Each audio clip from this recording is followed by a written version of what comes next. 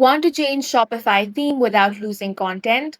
In this video, I will guide you on how to change Shopify theme without losing content. The first thing you want to do is open up any web browser and search Shopify, then head over to shopify.com. Make sure to log into your account. Once you get on the home screen, click on the online store option. From here, select the option of theme. As you can see, this is your current theme over here. Now, if you want to customize this, simply click on the customize option over here.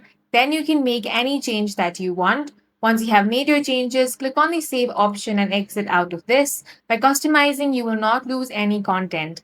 Now, if you want to change your theme entirely, then scroll down a bit and here you will have theme library.